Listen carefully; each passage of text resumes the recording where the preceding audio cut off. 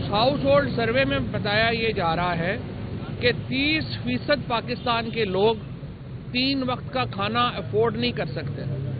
उन्हें एक न एक खाना स्किप करना पड़ता है अपनी ज़िंदगी को चलाने के लिए। यानी आप देखिए कि 25 करोड़ में से जो 30% लोग हैं वो 3 वक्त का खाना नहीं खा सकते, और 20% लोग ऐसे हैं जो अपनी मर्जी का खाना नहीं खा सकते। इससे आप अंदाज़ा लगा लें कि पाकिस्तान में इस वक्त हालात क्या है। ये हुकूमत का अपना जारी करदा सर्वे है। तकरीबन 9000 घर उन्होंने सर्वे किए और उसमें ये इस नतीजे पे, सैम्पलिंग के बाद इस नतीजे पे पहुंचे हैं कि 30% पाकिस्तानी एक वक्त का खाना उन्हें स्किप करना पड़ता है अपनी ज़िंदगी गुजारने के लिए। उसके बाद हमारे जो आमदनी है इस वक्त वो 2015 के लेवल पे चली गई है। यानी पाकिस्तान के अंदर जो चीज़ों की, अशिया की कीमतों में इजाफा हुआ है और उस लिहाज से जितना आमदनी में इजाफा हुआ है, आज हम 2015 की जितने पैसे जो हैं वो कमा रहे हैं, और जो हम अदायगियाँ कर रहे हैं वो ज़ाहिर है 2025 के लेवल की। और सीधी हिसाब है ना, कोई लंबी चौड़ी बात तो है नहीं कि पिछले आप 2.5-3 सालों में अगर देखें तो आपके पेट्रोल की कीमत में, डीजल की कीमत में, आपकी चीनी की कीमत में, आपके जो रोज़मर्रा अशिया की कीमतों में, एनर्जी की कीमत में, बिजली की कीमत में 200% से भी ज़्यादा इजाफा हो चुका है। लेकिन आपकी आमदनियां कम हो गई हैं। सारे यहाँ पे जो तनख्वाहदार लोग हैं, जो स्पेशली 50,000 रुपये से 3 लाख रुपए कमाने वाले लोग, उनकी कमर टूट गई है। उनको समझ नहीं आ रहा जिंदगी कैसे गुजारनी। उनकी आमदनियां उतनी, उसके ऊपर 40% टैक्स लग गया है तनख्वाहदार तबके के ऊपर। आमदनी कम हो गई है, खर्चे ज्यादा हो गए हैं। उसके बाद आपके रियल एस्टेट सेक्टर से वाबस्ता लोग $1 कोई ओवरसीज पाकिस्तानी इस वक्त पाकिस्तान में इन्वेस्ट करने को तैयार नहीं है। आपकी रियल एस्टेट बैठ गई है। रियल एस्टेट बैठने से आपकी कंस्ट्रक्शन सेक्टर बैठ गया है। तो सारे मजदूर, आपके लोग जो कंस्ट्रक्शन से वाबस्ता थे, जो इंडस्ट्री कंस्ट्रक्शन से वाबस्ता थी, वो बैठ गई है। और उसके बाद हमारा फार्मर, यानी एक विजनरी जो लीडरशिप है पंजाब की, उन्होंने ये फैसला कर लिया एक दिन बैठे बैठे कि जी हम तो किसान से गंदम नहीं खरीदेंगे। ठीक है जी, ना खरीदें, लेकिन साथ पाबंदी ये लगा दी कि आप पंजाब से बाहर भी नहीं बेचेंगे। आपकी गंदम की कीमत क्रैश कर गई, और उसके नतीजे में जो जमीनों के ठेके थे वो क्रैश कर गए। तो ये जो सारे तबकात हैं, चाहे वो सैलरीड क्लास हो, चाहे फार्मर हो, चाहे रियल एस्टेट से वाबस्ता लोग हों, कंस्ट्रक्शन से वाबस्ता लोग हों, उनकी जिंदगियां अजीरन हो गई हैं। लेकिन ये काफ़ी नहीं है हमारी हुकूमत के लिए। हमारी हुकूमत को रोज़ एक तमाशा चाहिए। फलाने को पकड़ लो, उठा के जेल में डाल दो, फलाने को 2-2 हज़ार साल लोगों को सजाएं सुना दो। इस तरह से मुल्क जो है वो स्टेबल नहीं लगता, इस्तेहकाम नहीं लगता। उसके अंदर एक हिजान है, एक सियासी हिजान है जो कि पाकिस्तान जिसमें मुब्तला है। और जब तक ये सियासी हिजान ख़त्म नहीं होगा, पाकिस्तान में मईशत बेहतर नहीं हो सकती। कल आपने देखा वो तहरीके तहफ़्फ़ुज़ आइन के हमारे दोस्त निकले हैं। क्या ज़रूरत है गाड़ियाँ तोड़ने की? कितने लोग वहाँ पे आ गए थे, क्या हो गया था? कभी अलीमा खान को जी अंडा कोई मार देगा तो उससे क्या अलीमा खान की बड़ी को बेइज्जती हो जाएगी? लोगों को जेलों में डाल देंगे आप। इसके बाद जी और हमें रोज़ बताया जाता है जी और बड़ी सख्ती। भाई और क्या सख्ती? आपने लोगों को गोलियां मारनी है, क्या करना है? इसलिए पाकिस्तान के अंदर, और दूसरी तरफ भी ऐसा ही है। ये नहीं कि ये सिर्फ हुकूमती मामला है, अपोजिशन की तरफ से भी कोई संजीदा बात नहीं की जाती।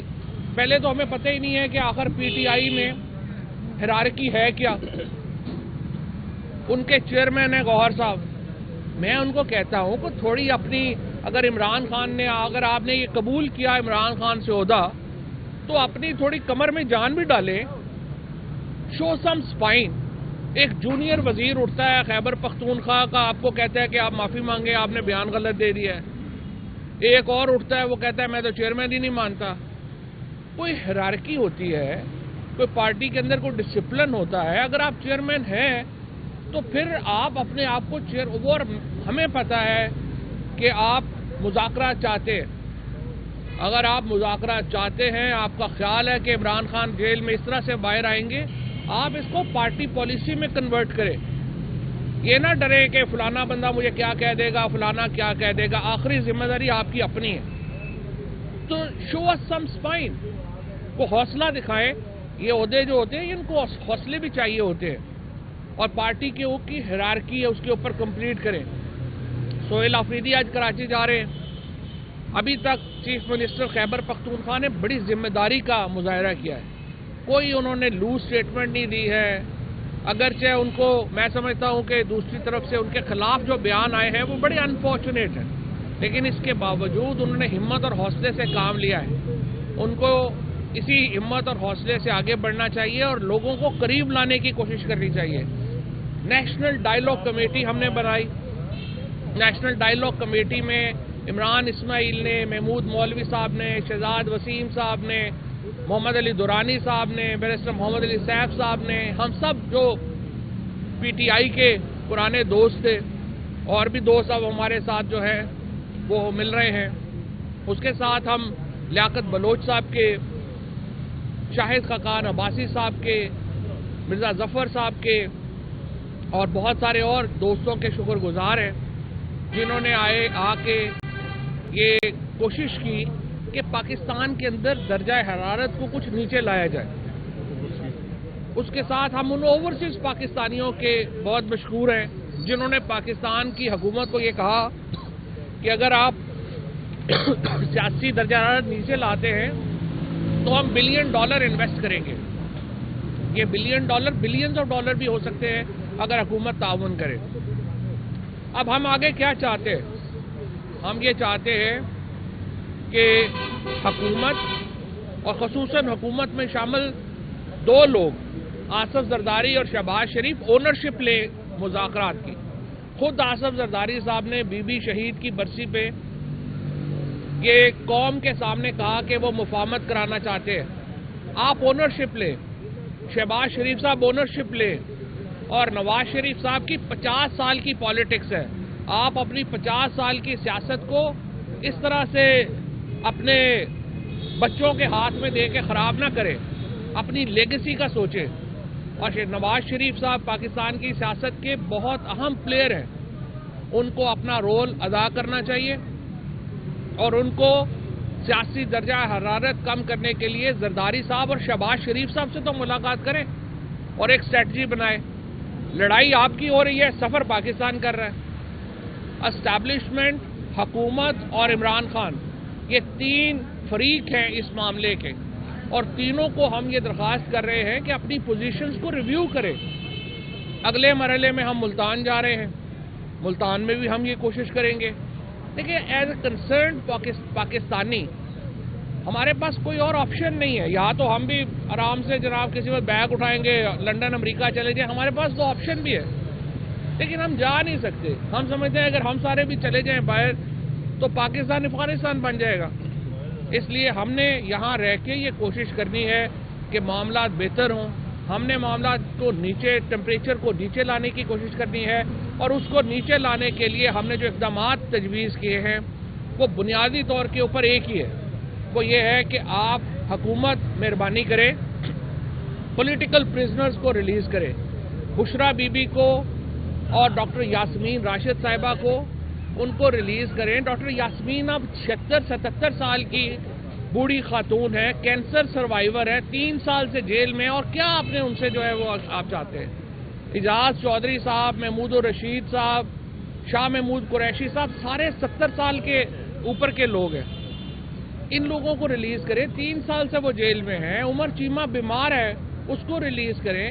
آپ جب ان کو ریلیز کرتے ہیں ایک ماحول بنے گا پاکستان میں. اس کے ساتھ عائشہ بھٹا بیچاری, عالیہ حمزہ, اپنا ختیجہ شاہ, کمل شوزیب, یہ بیچاری لڑکیاں, ان کو کتنا اور آپ نے جو ہے وہ رسوا کرنا ہے؟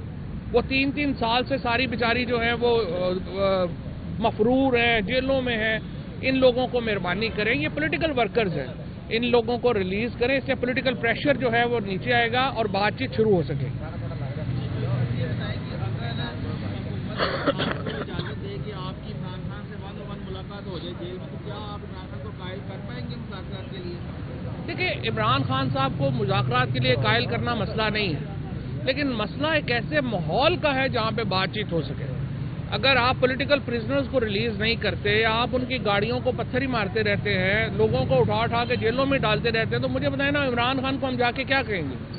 سب سے پہلے حکومت ایک قدم لے، اس کے بعد 100% یہ جو شاہ محمود قریشی ہیں، اجاز چودھری ہیں، انہوں نے خط لکھا ہوا ہے کہ جی آپ لوگ یہ کریں اور ہم لوگ مذاکرات۔ اب یہ لوگ، اچھا جو لوگ مذاکرات کرنا چاہ رہے ہیں وہ جیلوں میں پڑے ہوئے ہیں، جو سٹیک ہولڈرز ہیں، جو پی ٹی آئی کے اصل وارث ہیں، یا ان کو ٹھڈے مکے مار کے آپ نے نکال دیا یا جیلوں میں ہیں، اور جو مہمان اداکار ہیں، جو روز آ کے کہتے ہیں ہم مذاکرات نہیں کرنا چاہتے، ہم یہ کر دیں گے وہ کر دیں گے، وہ کبھی کینیڈا جا رہے ہیں، کبھی امریکہ جا رہے ہیں۔ ہمیں تو حکومت کی اور اسٹیبلشمنٹ کی پالیسی بھی سمجھ نہیں آتی کہ وہ بیچارے جو جیلوں میں پڑے ہوئے ہیں، جو کہہ رہے ہیں مذاکرات کرو، ان کو اور رگڑا دے رہے ہیں جیلوں میں، اور جو باہر ہیں جو کہتے ہیں جی بالکل مذاکرات، جو مہمان اداکار ہیں پی ٹی آئی میں، ان کو آپ نے کھلی چھٹی دی ہوئی ہے۔